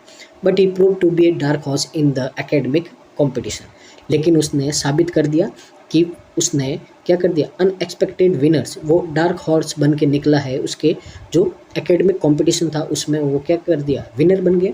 तो यहाँ पे एकदम सही है आपका जो सेंस बन रहा है, तो यहाँ पे आपका आंसर क्या होगा, ऑप्शन नंबर ई है जो आपका करेक्ट आंसर हो जाएगा। आगे मूव करते हैं अपन क्वेश्चन नंबर 12 की ओर। तो देखिए यहाँ पे क्या बोला है, सबसे पहले अपन ईडियम समझ लेते हैं, apple pie order. Apple pie order का मतलब क्या होता है यहाँ पे, तो एप्पल पाई ऑर्डर का मतलब होता है कोई चीज़ है जो बहुत ही ज़्यादा क्या है आपकी अरेंज है, व्यवस्थित है पूरी, जो चीज़ जहाँ पे होनी चाहिए एकदम वहाँ पे है, तो ऐसे ऑर्डर को क्या बोलते हैं, एप्पल पाई ऑर्डर। तो आपने नॉर्मली देखा होगा कि जो ठेले वाले होते हैं सेब को क्या करते हैं, ऐसे एक पहाड़ बना के सजाते हैं, तो सारी सेब एक दूसरे के ऑर्डर में रखते तभी वो पहाड़ बनता है, नहीं तो क्या हो जाती, सेब गिर जाती है। तो ऐसे आप याद रख सकते हो, एप्पल पाई ऑर्डर का मतलब क्या होता है, अरेंज करना किसी को, एक आपका जो परफेक्टली अरेंज है आपका, ये सेंस में आता है। एप्पल ऑफ डिस्कॉर्ड, इसका मतलब क्या होता है, इसका मतलब होता है कॉज ऑफ प्रॉब्लम, यानी कि झगड़े की जड़, ठीक है ना, तो कॉज ऑफ डिस्प्यूट, तो जो आपका यहाँ पे प्रॉब्लम है, डिस्प्यूट है, झगड़ा है, उसकी जड़, उसको क्या बोलते हैं यहाँ पे, Apple of Discord. Bad Apple, bad Apple का मतलब क्या होता है कि ऐसा कोई पर्सन या चीज़ जिसका किसी के ऊपर नेगेटिव इम्पैक्ट पड़ता है। तो आपने ये अक्सर ये सुना होगा, ठीक है ना, एक सड़ा हुआ फल या सेब है जो पूरे फलों को क्या कर देता, ख़राब कर देता है, ये वही है बैड एप्पल, ठीक है ना। तो बैड एप्पल का मतलब क्या होता है यहाँ पे, किसी का नेगेटिव इम्पैक्ट पड़ना, ठीक है ना, तो नेगेटिव इम्पैक्ट पड़ना किसी के ऊपर, ठीक है। आगे एप्पल ऑफ वंस आई, अब किसी के आँखों का एप्पल होना, ठीक है ना, तो एप्पल याद नहीं रखना, आपको याद रखना आँखों का तारा होना। तो एप्पल ऑफ वंस आई का मतलब होता है किसी आँखों का तारा होना, इसका मतलब क्या होना, किसी का बहुत ही ज़्यादा प्यारा होना, डियर होना, लवेबल होना, फेवरेट होना, ठीक है। तो ये क्या होता है, एप्पल ऑफ वंस आई। अब एडम्स एप्पल क्या होता है, तो आपने नॉर्मली देखा होगा जो आपका ये जो गला होता है, ठीक है ना, तो नॉर्मली तो आपके यहाँ पे गले में जो ये यहाँ पे होता है, जो बोलने वाला जो होता है आपका यहाँ पे जो बाहर निकला हुआ होता है गले के अंदर, अगर आप टच करोगे तो, ठीक है ना, तो वो है, उसको क्या बोलते हैं अपन, एडम्स एप्पल बोलते हैं, जो आपके क्या करता है, बोलने में हेल्प करता है, ठीक है ना। अगर आपने छोटी क्लासों में साइंस पढ़ी है, जो ऑब्वियसली पढ़ी होंगी, तो उसमें आपका ये आता है, एक आदमी का चित्र बना है, उसके गले में यहाँ पे जो सेब के बीज जैसा होता है वही है आपका यहाँ पे। तो यहाँ पे इसको रीड करते हैं, द प्रपोज्ड मैंने merger between the two companies became the, तो यहाँ पे जो मर्जर हुआ है, यानी कि यहाँ पे क्या हुआ, दो कंपनियों का मर्जर हुआ है, तो उनके बीच में, तो यहाँ पे जो कंपनीज है वो बन गई है। अब क्या बन गई है यहाँ पे, ठीक है ना, पहले तो अरेंज तो बनेगी नहीं, इन द बिजनेस वर्ल्ड, तो बिजनेस वर्ल्ड में वो क्या बन गई है, अब या तो प्यारी बनेगी या क्या बनेगी, झगड़े का कारण बनेगी। तो आगे देखो, with share holders divided over the potential benefit और एंड रिस्क, तो जो उसके शेयर होल्डर्स हैं, यानी कि उसके जो सहयोगी है वो आपके बढ़ गए हैं, यहाँ पे बेनिफिट और रिस्क में क्या हो गए, डिवाइड हो गए। अब डिवाइड हो रहा है इसका मतलब कोई ना कोई गलत बात है, और गलत बात है तो यहाँ पे आपकी बात किसकी करेगा, झगड़े की। तो झगड़े की बात करेगा तो यहाँ पे आंसर क्या होगा, ए, यानी कि जो कंपनियाँ आपकी मर्जर हुआ है ये क्या है, आपका झगड़े का जड़ है, जिसके कारण आपके जो शेयर होल्डर्स है वो क्या हो गए, आपके बढ़ गए हैं यहाँ पे नफ़े और नुकसान में। तो यहाँ पे सेंस के हिसाब से नेगेटिव चाहिए, और नेगेटिव क्या होगा आपका, ऑप्शन नंबर ए होगा। आगे मूव करते हैं अगले क्वेश्चन की ओर, क्वेश्चन नंबर आपका 13 है। तो देखते हैं यहाँ पे क्या है आपका, the extravagant art collection became, तो सबसे पहले देखिए वाइट एज गोस्ट, यानी कि भूत की तरह सफ़ेद। अब इसका मतलब क्या होता है, इसका मतलब होता है कि फीका पड़ जाना, कलर फीका पड़ जाना, इसका मतलब क्या होता है कि आपने भूत देखा है तो आपका कलर उड़ गया, आप सफ़ेद पड़ गए, इसका मतलब क्या होता है ना, फियर या शौक से आपका कलर फीका पड़ जाना, पीला पड़ जाना, यानी कि बहुत ही ज़्यादा डर जाना, ठीक है ना। आगे वाइट कॉलर जॉब। अब वाइट कॉलर जॉब का मतलब क्या होता है, एक ऐसी जॉब जिसमें क्या चाहिए आपको, बहुत ही ज़्यादा प्रोफेशनल स्किल चाहिए। तो आप तैयारी कर रहे हो, बहुत ही जल्दी आपकी भी क्या करेगी यहाँ पे वाइट कॉलर जॉब लगेगी, ठीक है ना, यानी कि जिसमें बहुत ही ज़्यादा क्या हो, प्रोफेशनल स्किल चाहिए हो आपकी। तो ऐसी जॉब जिसमें क्या चाहिए, प्रोफेशनल स्किल चाहिए आपको, ठीक है ना। वाइट लाई। अब पहले तो वाइट एलिफेंट क्या होता है, तो वाइट एलिफेंट होता है कि सफ़ेद हाथी। अब सफ़ेद हाथी होता तो बहुत ही ज़्यादा महंगा है, लेकिन वो किसी काम का नहीं होता है। तो वाइट एलिफेंट का मतलब होता है कॉस्टली तो होता है, एक्सपेंसिव होता है, लेकिन क्या होता है, यूज़लेस होता है, किसी काम का नहीं होता है, ठीक है ना। तो कोई भी चीज़ बहुत ही ज़्यादा महंगी होती है लेकिन किसी काम की नहीं होती तो उसको क्या बोलते हैं अपन, वाइट एलिफेंट बोलते हैं। वाइट लाई, सफ़ेद जूट। अब सफ़ेद जूट क्या होता है, ऐसा जूट जो क्या हो आपका हार्मलेस हो, ठीक है ना। ऐसा जूट क्या हो जो किसी को दुख पहुंचाने या किसी को हर्ट करने के लिए नहीं बोला जाता है, ठीक है ना। तो ऐसे जूट को अपन क्या बोलते हैं, यहाँ पे अपन वाइट लाई बोलते हैं। ब्लैक एंड वाइट तो आपको मैंने बता दिया इन रिटर्न, ठीक है ना, लिखित तौर पे। अब यहाँ पे देखिए, the extravagant art collection become, यानी कि जो यहाँ पे एक्स्ट्रावेगेंट का मतलब है हद से ज़्यादा खर्चा कर देना। तो जो आपका हद से ज़्यादा बेफिजूल खर्ची कर दी आपने जो आर्ट कलेक्शन पे, वो बन गया है। अब बेफिजूल खर्ची की है तो क्या बनेगा, वो आपका वाइट एलिफेंट ही बनेगा। तो एक आपका क्या बन गया है, वो कॉस्टली लेकिन आपका यूजलेस बन गया है, किसके लिए, म्यूजियम के लिए। और as it struggle to attract visitor, अब वो बहुत ही ज़्यादा क्या हो रही, मुश्किलें हो रही है कि वो इतना खास नहीं है कि उसको कोई विजिटर भी देखे उसकी, और इतना क्या है, खास भी नहीं है। और यहाँ पे उससे कोई कमाई भी नहीं हो रही है उसके ऊपर, जितना उसके ऊपर पैसा लगा था उतना उसके ऊपर कमाई भी नहीं हो रही है। इसका मतलब क्या है कि यहाँ पे एकदम बेफिजूल खर्ची कर दी आपने उस आर्ट कलेक्शन पे, ठीक है ना। पैसे तो बहुत ज़्यादा खर्च कर दिए लेकिन वो किसी काम का भी नहीं है, लोगों का उसके ऊपर ध्यान ही नहीं जा रहा, इतना है जो क्या है, वो आपका नॉर्मल है, कोई खास नहीं है। तो आंसर क्या होगा आपका यहाँ पे, ऑप्शन नंबर बी होगा, वाइट एलिफेंट। आगे मूव करते हैं अगले क्वेश्चन की ओर, आपका क्वेश्चन नंबर आपका 14। तो देखिए, to fish in trouble water, इसका मतलब क्या है कि देखिए यहाँ पे एक तो आपका समुद्र है और एक आपका कहीं खड्डा है, तो उस खड्डे के अंदर थोड़ा सा पानी है, ठीक है ना। अब उस पानी के अंदर है जो आपकी मछली आके फंस गई है, यानी कि फिश इन ट्रबल वाटर है। तो अब आप जाके क्या करोगे, उस मछली को आराम से पकड़ लोगे, ठीक है ना। तो पहले तो फिश इन ट्रबल वाटर का मतलब क्या होता है यहाँ पे, कि यहाँ पे किसी का फ़ायदा उठाना। अब किसी का जो इन्वॉल्व है, रिस्क में है, ठीक है ना, तो उससे क्या करना, एडवांटेज लेना, प्रॉफिट लेना, ठीक है ना, फ़ायदा उठाना किसी का, ठीक है ना। तो मछली है आपकी, बेचारे आके गड्ढे में फंस गई तो आपने फ़ायदा उठा लिया, यानी कि मछली को पकड़ के क्या ले गए, घर पे ले गए, ठीक है ना। तो ये मतलब होता out of blue. Out of blue का मतलब क्या होता है यहाँ पे, इसका मतलब होता है कि अचानक बिना किसी वार्निंग के, बिना किसी आपके पहले इन्फॉर्मेशन के कोई काम हो जाना, उसको क्या बोलते हैं अपन, आउट ऑफ ब्लू, यानी कि अनएक्सपेक्टेड, ठीक है ना। क्या होता है, अनएक्सपेक्टेड, यानी कि आपने उम्मीद ही नहीं की थी, ठीक है ना। तो ये होता है आपका out of blue. As white as sheet, यानी कि सफ़ेद कोरा कागज़। अब एट वाइज एट सीट, इसका मतलब क्या है, एकदम सफ़ेद कागज़ लगना, इसका मतलब क्या होता है, शॉक्ड, यानी कि एकदम आपका क्या होना, चौंक जाना, या फिर क्या लगना, बीमार लगना, या फिर क्या होना, डर जाना। ये आपके 3 सेंस होते हैं इसमें। तो एकदम कोरा कागज़ दिखना, कोरा कागज़ दिखने का मतलब है जैसे कोई भूत देख लिया हो, ठीक है ना।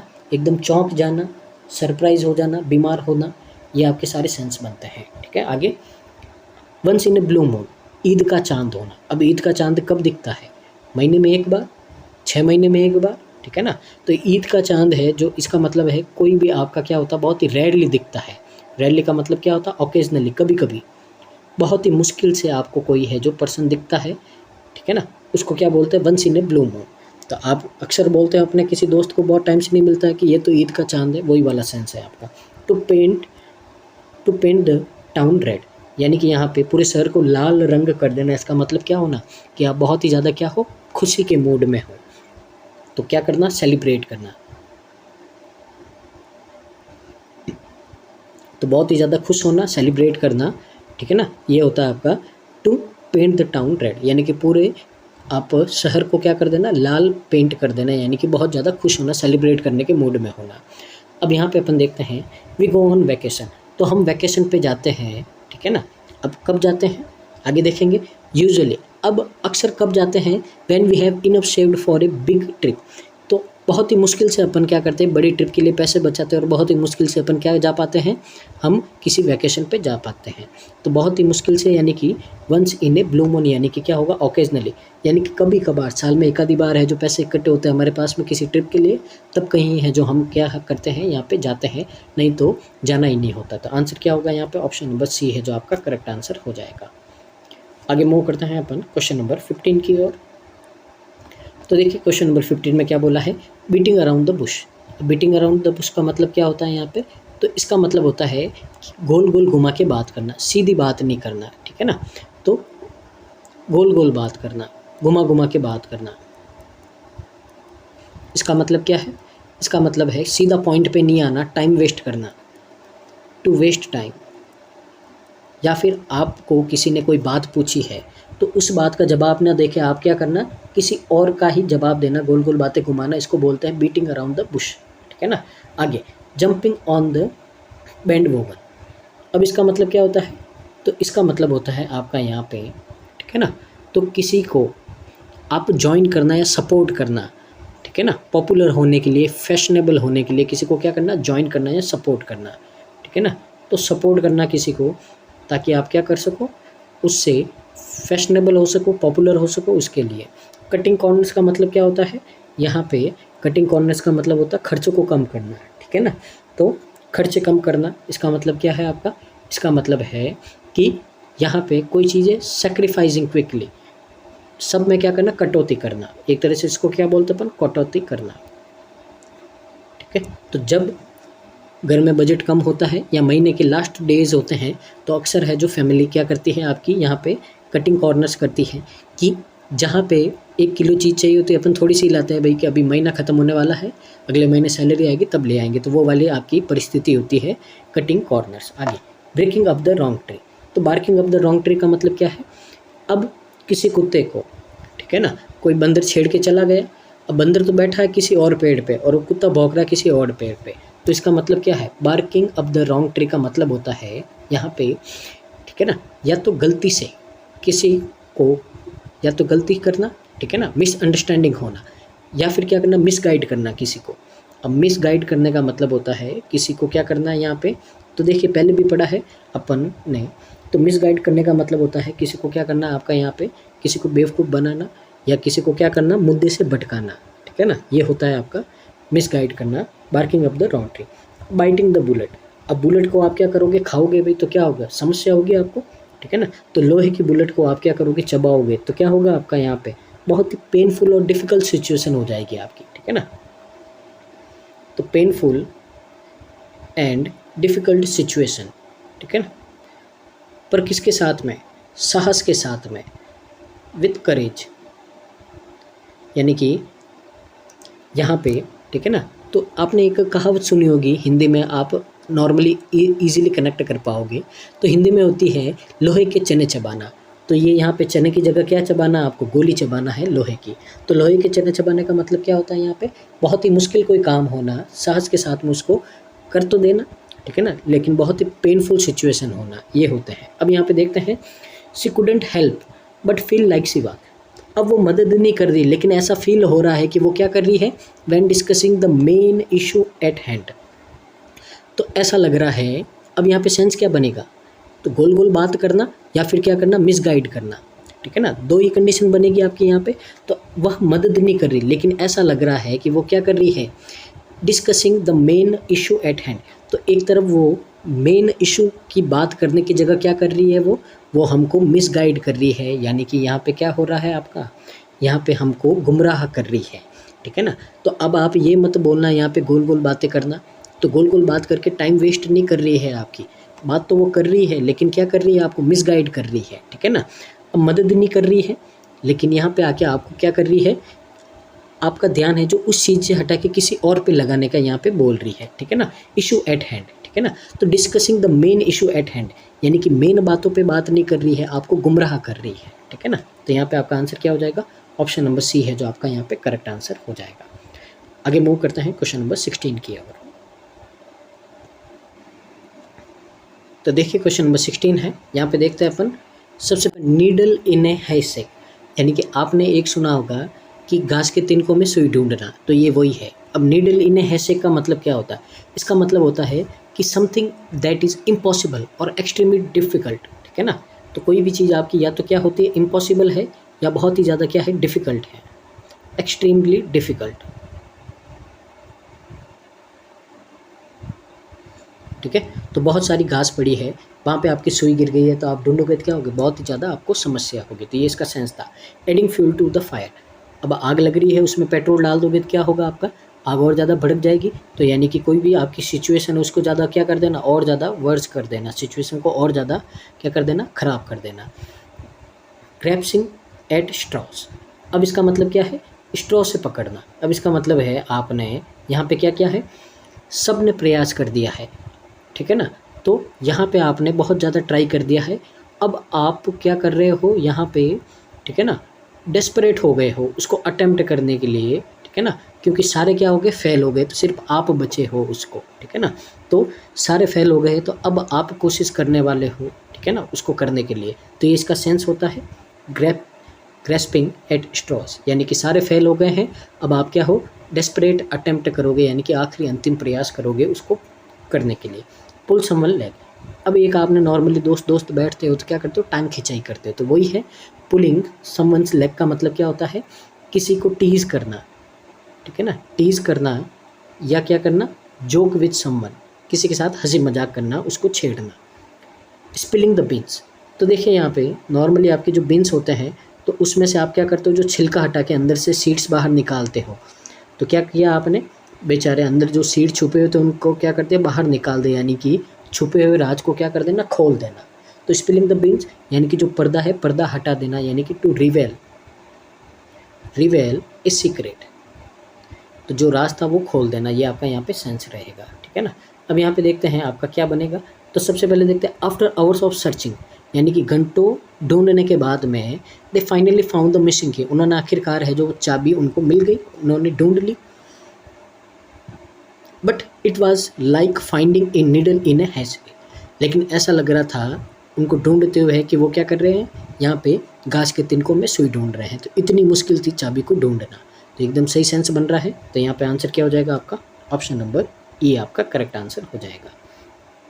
आगे मूव करते हैं अगले क्वेश्चन की ओर। क्वेश्चन नंबर आपका 17, यहाँ पे देखिए keep her anger under wraps, अब इसका मतलब क्या होता है, इसका मतलब होता है यहाँ पे आपका कि कोई भी सीक्रेट है, ठीक है ना, उसको रिवेल नहीं करना, अब और अधिक देर तक उसको छुपा के नहीं रख पाना, उसको क्या करते हैं, यानी कि आपने रैप का मतलब क्या होता है, पेपर में आपने एक सीक्रेट छुपा के रखा, अब और ज़्यादा आप उसको क्या कर सकते हो, छुपा के नहीं रख सकते हो, ठीक है ना। तो उसको बोलते हैं यहाँ पे keep her anger under wrap, ठीक है ना। तो अब आप और ज़्यादा सीक्रेट को छुपा के नहीं रख सकते हैं, ठीक है ना। Letting the cat out of the bag, इसका मतलब है to reveal the secret, to reveal a secret. आगे देखिए बाइटिंग द बुलेट, ये मैंने आपको भी करवा दिया था, ठीक है ना, यहाँ पे, ठीक है ना। आगे देखिए ब्लेसिंग इन डिस्गाइज, अब ब्लेसिंग इन डिस्गाइज का मतलब क्या है, यहाँ पे इसका मतलब है यहाँ पे कि किसी ने आपका कुछ यहाँ पे अच्छा किया है, लेकिन वो अच्छा करने का तरीका है जो वो सही नहीं था, आपको बुरा लगा है। इसका मतलब क्या है यहाँ पे, something good that is not recognise at first, यानी कि किसी ने आपका कुछ किया है, ठीक है ना, लेकिन वो आपको उस टाइम तक वो आपको बुरा लगा था, फिर बाद में जाके आपके लिए कुछ अच्छा हुआ है। अपन नॉर्मली बोलते हैं ना कि आपके साथ में कुछ बुरा हुआ है, लेकिन बाद में जाके वही बात आपके लिए अच्छी साबित हो गई, तो अपन एंड में जाके क्या बोलते हैं, जो हुआ अच्छे के लिए हुआ। तो यही है आपका ब्लेसिंग इन डिस्गाइज, यानी कि शुरू में आपको कोई चीज़ क्या लगी थी, अच्छी नहीं लगी थी, ठीक है ना, लेकिन आपके लिए क्या थी, वो भले के लिए ही थी। बर्निंग द मिडनाइट ऑयल, जैसे आप लोग करते हो अभी इस टाइम में, रात भर को क्या करते हो, कमरे की लाइट लगाते हो, इसका मतलब क्या है, पूरी रात मेहनत करते हो, पढ़ाई करते हो, तो इसका मतलब होता है आपका यहाँ पे working late into the night, ठीक है। तो पुराने टाइम में क्या था, आपका लाइट नहीं थी, तो वहाँ पे क्या चलते थे, आपके लालटेन चलती थी, मोमबत्ती चलती थी, ठीक है ना। तो उस टाइम क्या करते, पूरी रात भर चलती रहती थी, ठीक है। इसका मतलब क्या करते थे, रोज लोग रात रात भर मेहनत करते थे, काम करते थे। अब यहाँ पे अपन इसको रीड करते हैं। डिस्पाइट हर बेस्ट एफर्ट, उसके बेस्ट एफर्ट के बाद में भी she couldn't keep her anger under wrap when faced with the situation, तो वह उस राज को छुपा के नहीं रख पाई थी जब उसने उस सिचुएशन को क्या किया, फेस किया है। अब यहाँ पे देखिए मैं आपको पहले क्लियर कर देता हूँ, आपका डाउट हो उससे पहले। अब पहले तो आपका करेक्ट आंसर क्या होगा, ई होगा कि वह अपना राज है जो और ज़्यादा छुपा के नहीं रख पाई है, ठीक है ना। अब आप बोलोगे कि यहाँ पे पहले तो ये भी आ सकता है letting the cat out of the pack, तो देखिए दोनों का मतलब अलग अलग होता है। यहाँ पे नॉट आया है, नॉट आने का मतलब क्या है, यहाँ पे तो आपने राज खोल दिया और यहाँ पे आप राज नहीं खोल सकते। इसका मतलब है कि आपने और ज़्यादा छुपा के नहीं रख सकते, इसका मतलब आपने अभी तक इसको बताया नहीं है। इसमें तो आपने राज खोल दिया है, इसमें है जो अभी तक बताया नहीं है लेकिन आप और छुपा के नहीं रख सकते, यानी कि अभी बताने वाले हो, ठीक है ना। तो यहाँ पे नॉट आया है, ये नॉट यानी कि ये नेगेटिव और ये नेगेटिव, नेगेटिव नेगेटिव पॉजिटिव हो जाता है, ये बात आपको ध्यान रखनी है, ठीक है ना। इसके लिए यहाँ पे ये आपका ए वाला नहीं आएगा, मैं अभी क्लियर कर रहा हूँ। यहाँ पे बात किसकी हो रही है, सीक्रेट को और ज़्यादा नहीं छुपा के रख सकते हैं, और ए में तो आपने क्या कर दिया, राज पहले ही खोल दिया है, इसके लिए ए वाला नहीं आएगा। क्या आएगा आपका, यही आएगा, ऑप्शन नंबर ई है जो आपका क्या होगा, यहाँ पे करेक्ट आंसर होगा। तो ये आपके बाद में डाउट आते हैं, तो इसके लिए वीडियो को आप थोड़ा ध्यान से देखिए, सारे डाउट आपके अपने आप क्लियर हो जाएंगे। आगे क्वेश्चन नंबर आपका 18 है, तो वॉकिंग ऑन एक्स है। अब देखिए जो आपके यहाँ पे अंडों के टुकड़े हैं, अगर आप उस पर चलोगे तो इसका मतलब क्या है, इसका मतलब है यहाँ पे कि बहुत ही ज़्यादा ध्यान से आपको चलना पड़ेगा। तो वॉकिंग ऑन एक्सेल का मतलब क्या होता है, इसका मतलब होता है यहाँ पे कि कोई काम है जो आपको बहुत ही ज़्यादा केयरफुली करना पड़ेगा, क्योंकि जो आगे वाला जो आपका पर्सन है वो बहुत ही ज़्यादा क्या है, आपका एंग्री, गुस्से वाला है और ऑफेंड है, यानी कि ईजिली बुरा मान जाता है। तो ऐसी सिचुएशन को अपन क्या बोलते हैं, वॉकिंग ऑन एक्सेल्स बोलते हैं। एडिंग इंसल्ट टू इंजरी, अभी देखिए अपन ने पढ़ा था यहाँ पे, तो एडिंग फ्यूल टू फायर वही है आपका एडिंग इंसल्ट टू जनरी, और एक होता है आपका जले पे नमक छिड़कना, ये सारे एक ही है। तो इसका मतलब क्या होता है, कोई भी सिचुएशन को और ज़्यादा क्या करना, वर्स करना, और ज़्यादा क्या करना, ख़राब करना, ठीक है ना, बैड सिचुएशन को और ज़्यादा ख़राब करना। Putting all your eggs in a bucket, अब इसका मतलब क्या होता है, तो समझिए एक बकेट थी, तो आपके पास में जितने अंडे थे, आप एक दुकान से सारे अंडे लेके आ गए, उस बकेट में डाल दिए। अब वो बकेट आपके हाथ से छूट गए और सारे अंडे क्या हो गए, फूट गए। तो इसका मतलब है कि जो सारे रिसोर्सेज थे, ठीक है ना, जो भी आपने थे आपके पास में थे, सारे रिसोर्सेज क्या कर दिए आपने यहाँ पे एक ही जगह पे लगा दिए।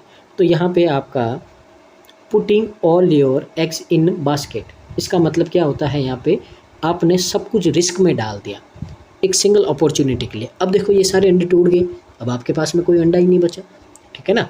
तो इसका मतलब है कि आपने सारे रिसोर्सेज जितने भी अंडे थे एक ही बास्केट में डाल दिए, तो इसका मतलब होता है आपका यहाँ पे, ठीक है ना। तो उम्मीद आप इससे समझ गए होंगे। तो इसका मतलब होता है यहाँ पे टू रिस्क एवरीथिंग, तो आपने अपना सब कुछ है जो सिर्फ एक सिंगल अपॉर्चुनिटी के लिए सब कुछ अपना दाव पे लगा दिया है। Biting of more than you ची, इसका मतलब क्या होता है, आप जितना खा सकते हो उतना आपने मुंह में, उससे ज़्यादा आपने मुंह में डाल दिया है। इसका मतलब क्या है, आपने अपनी क्षमता से ज़्यादा काम को क्या कर दिया है, यहाँ पे ले लिया हो, उसको क्या बोलते हैं, biting of more than you chew, यानी कि जितना आप चबा सकते हो उससे ज़्यादा आपने मुंह में डाल दिया है। तो इसका मतलब है कि मान लीजिए आपकी कोई कंपनी है, वो एक दिन में आपका यहाँ पे 100 प्रोडक्ट को क्या कर सकती है, मैन्युफैक्चर कर सकती है। अब आपने ऑर्डर ले लिया 500 का, तो जहाँ 100 बनाती है वहाँ पे 500 ले लिया, यानी कि खाने की क्षमता तो है 100 की, लेकिन आपने 500 ले ली है। तो ऐसी सिचुएशन को क्या बोलते हैं, biting of more than you chew, ठीक है ना। यानी कि इसका मतलब क्या होता है, to take on a task that is too big और डिफ़िकल्ट टू हैंडल, तो कोई भी चीज़ आपके लिए क्या हो, डिफ़िकल्ट टू हैंडल के लिए, या टास्क आपके लिए बहुत ही ज़्यादा बड़ा हो, तो ऐसी सिचुएशन में आपका ये काम आता है। अब walking on the thin ice, अब थिन आइस का मतलब क्या होता है कि एक पतली सी बर्फ़ की लेयर है उसके ऊपर चलना। अब उसके ऊपर चलेंगे आप तो क्या होगा, यहाँ पे होगा कि कभी भी आपकी बर्फ़ टूट जाएगी और क्या हो गया, आप पानी के अंदर चले जाओगे। तो ये नॉर्मली आप मूवीज़ वगैरह में देखते हो वहाँ पे, तो जब भी जो आपके लेक वगैरह जमे हुए होते हैं तो उनके ऊपर आप चलते हो, तो कभी भी आपकी थोड़ी सी दरार आती है और आप पानी के अंदर चले जाते हो और डूब के क्या हो जाता है, मर जाते हो। तो वॉकिंग ऑन थिन आइस का मतलब क्या होता है, इसका मतलब होता है being in A risky situation, एक बहुत ही ज़्यादा रिस्की सिचुएशन है, ठीक है ना। तो उसमें आपका यहाँ पे चले जाना, ठीक है ना। तो यहाँ पे ये बात की जा रही है आपकी यहाँ पे। अब देखिए आप, he was walking on the eggshells around his boss, afraid to say anything upset him. अब यहाँ पे बोला गया है कि he was around his boss, तो वह अपने बॉस के पास में थी, डर रही थी कुछ भी कहने से कि कहीं बॉस अपसेट हो गए तो क्या होगा, बहुत ज़्यादा रिस्क होगा, रिस्क की बात की जा रही है। तो यहाँ पे आपका क्या होगा कि वह उसके बॉस के पास में है, तो क्या चल रही है, ऐसा लग रहा है कि वो क्या चल रही है, किसी पतली बर्फ़ की आपकी लेयर पे चल रही है उसके बॉस के पास में। क्यों? क्योंकि उसे डर है कि वो कुछ भी बोलेगी तो उसका बॉस क्या हो जाएगा, अपसेट, और बॉस अपसेट होने का मतलब है नौकरी का हाथ से जाना। तो इसके लिए बहुत ही रिस्की सिचुएशन है, और रिस्की सिचुएशन के लिए आपका यहाँ पे क्या आएगा, ऑप्शन नंबर डी है जो आपका करेक्ट आंसर आ जाएगा यहाँ पे, ठीक है ना। तो ये बात आपको ध्यान देनी है यहाँ पे। अब ये वाला क्यों नहीं होगा, ठीक है ना। तो वॉकिंग ऑन एक्सेल, तो इसका मतलब मैंने आपको पहले क्लियर किया था। तो इसका मतलब क्या होता है यहाँ पे, कोई भी किसी से भी है जो बहुत ही ज़्यादा डील यहाँ पे आपकी क्या करना, केयरफुली करना है, क्योंकि वो बहुत ही ज़्यादा गुस्से में हो सकता है या फिर इजीली बुरा मान सकता है, ठीक है ना। अब यहाँ पे अब हर बॉस एक जैसे नहीं होते हैं, आपको ये बात आपको ध्यान रखनी है, गुस्से में नहीं होते। कभी कभी आपकी क्या होती है, सिचुएशन ख़राब होती है, मूड ख़राब होता है, तब क्या होता है यहाँ पे आपका जो सिचुएशन क्या होती है, रिस्की हो जाती है आपकी। तो इसके लिए अपन यहाँ पे क्या करेंगे, ऑप्शन नंबर डी लगाएंगे आपका यहाँ पे कि एक बहुत ही आपकी रिस्की सिचुएशन है। इसके लिए क्या हो सकता है, शायद बॉस अपसेट हो सकते हैं आपके, और क्या कर सकते हैं, आपको यहाँ से जॉब से निकाल सकते हैं, इसलिए आप डर रहे हो कुछ भी कहने से उनको। तो आंसर क्या होगा, ऑप्शन नंबर डी। आगे मूव करते हैं अपन अगले क्वेश्चन नंबर 19 की ओर। तो देखिए क्वेश्चन नंबर 19 में क्या बोला है, ब्रेक ए लेग। अब ब्रेक ए लेग का मतलब क्या होता है, अपन किसी को गुड लक बोलते हैं, ठीक है ना। तो गुड लक करने का मतलब क्या है, ब्रेक ए लेग। अब उसकी टांग नहीं तोड़नी, ईडियम है ये आपका, ठीक है ना, break a leg. Go back to the drawing board. अब ड्राइंग बोर्ड पे वापस जाना, इसका मतलब क्या है, इसका मतलब है यहाँ पे आपका कि कोई भी आपने काम किया है, अब उस काम में क्या हो गए आप यहाँ पे अनसक्सेसफुल हो गए, आप उसमें क्या हो गए, फेल हो गए। अब फेल हो गए तो आप क्या करोगे, कोई नया आइडिया अपनाओगे या फिर वापस क्या करोगे, वही काम शुरू से वापस करोगे। तो go back to the drawing board का मतलब होता है कोई काम शुरू से वापस शुरू करना स्टार्टिंग से, ठीक है ना। तो यहाँ पे आपका सेंस बनेगा go to the drawing board. Hitting the nail on the head. अब एकदम आपका क्या करना, माथे के बीचों बीच में नाखून मारना, इसका मतलब क्या है, इसका मतलब है यहाँ पे आपका कि एग्जैक्टली जहाँ पे निशाना लगाना है, ठीक है ना, बुल्स आइज, ये इस तरह से आपके बहुत ज़्यादा आपके इडियम्स होते हैं। तो इसका मतलब है एग्जैक्टली एक ऐसी सिचुएशन या प्रॉब्लम है जो क्या करना, जिसके कारण आपकी हो रही है, उसको क्या करना, डिस्क्राइब करना, उसको आपको यहाँ पे बताना, ये होता है hitting the nail on the head, ठीक है ना। तो एकदम इसका मतलब क्या होता है, एकदम सही जगह पे वार करना, ठीक है ना। तो जो सिचुएशन है एकदम वो बताना। ए पेनी फॉर योर थॉट्स। अब इसका मतलब क्या है, इसका मतलब है किसी से रिक्वेस्ट करना कि अपने जो थॉट्स है और ओपिनियंस है वो क्या करे, शेयर करे। तो किसी से क्या करना, रिक्वेस्ट करना आपका कि वो क्या करे, अपने थॉट्स और अपने जो ओपिनियंस है वो शेयर करे यहाँ पे, ठीक है ना। यहाँ पे उसको क्या बोलते हैं, penny for your thoughts. To cost an arm and leg. तो इसको आप नॉर्मली क्या बोल सकते हैं, आईफोन लेना, ठीक है ना। तो नॉर्मल आप क्या बोलते हैं, आईफोन लेना, यानी कि किडनी बेचना। तो वही मतलब है कि कोई चीज़ ऐसी खरीदना जिसमें आप अपना एक हाथ बेच दोगे और एक टांग बेच दोगे, तो वो चीज़ क्या होगी, बहुत ही ज़्यादा एक्सपेंसिव होगी। तो ऐसे याद रख सकते हो, वेरी एक्सपेंसिव। तो ऐसी चीज़ कोई लेना जिसमें आपका एक हाथ और एक टांग बिक जाए, तो वो चीज़ क्या होगी, बहुत ही ज़्यादा आपकी एक्सपेंसिव होगी। तो यहाँ पे देखिए, the team had to dash after their initial plan fell through. अब देखिए प्लान फेल हुआ है तो वापस टीम क्या आ गई, शुरू से स्टार्ट करेगी कि गुड लक बोलेगी, गुड लक तो नहीं बोलेगी। तो टीम का है जो प्लान फेल हो गया था, ठीक है ना। तो अब जो शुरुआती प्लान फेल हो गया, तब क्या करेगी, दूसरा प्लान आजमाएगी, तो वापस शुरू से स्टार्ट करेगी। तो आंसर क्या होगा आपका यहाँ पे, ऑप्शन नंबर ए आपका करेक्ट आंसर हो जाएगा। आगे मूव करते हैं अपन क्वेश्चन नंबर 20 की ओर और आज के लास्ट क्वेश्चन की ओर। तो देखिए, बटरिंग समवन अप, इसका मतलब क्या होता है, किसी को फ्लैटरिंग करना, चापलूसी करना, ठीक है ना। तो किसी को मक्खन लगाना, आप नॉर्मली भाषा में बोलते हो कि क्यों मक्खन लगा रहा है, वही वाली बात है, किसी को फ्लैटरिंग, चापलूसी करना किसी की। तो जब भी आपके भाई या बहन से आपको काम करवाना होता है तो आप क्या करते हो, उनकी तारीफ़ करते हो, ठीक है ना। तो वही वाली बात है। To feel under the weather.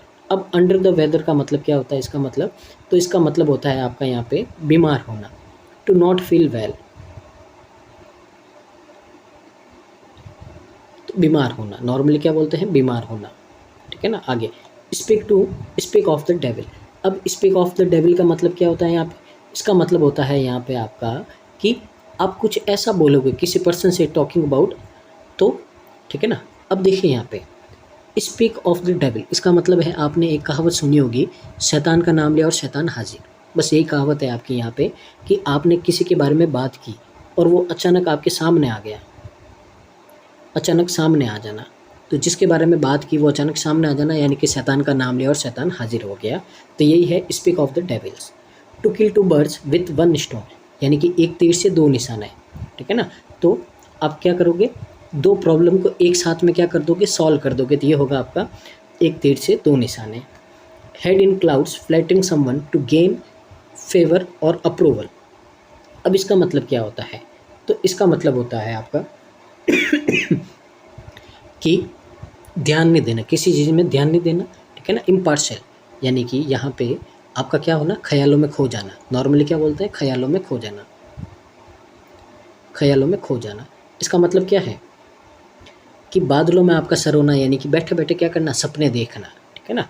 तो यहाँ पे क्या कर सकते हो आप, यहाँ पे इसका मतलब है बैठे बैठे क्या करना, सपनों को देखना। इम्पार्शियल, यानी कि आपका ध्यान नहीं है यहाँ पे। इम्प्रैक्टिकल, इम्प्रैक्टिकल का मतलब क्या होता है कि आप सच में ध्यान नहीं दे रहे हो, सपनों में खुली आंखों से नींद ले रहे हो। तो देखिए she always seem to have her, तो वह हमेशा ऐसा लगता है कि जैसे वो क्या कर रही है, dreaming about a better future, तो अपने अच्छे भविष्य के क्या देख रही है, सपने देखेंगे वो तो इसका मतलब यहाँ पे सपने देखने का सेंस किस में, डी में है।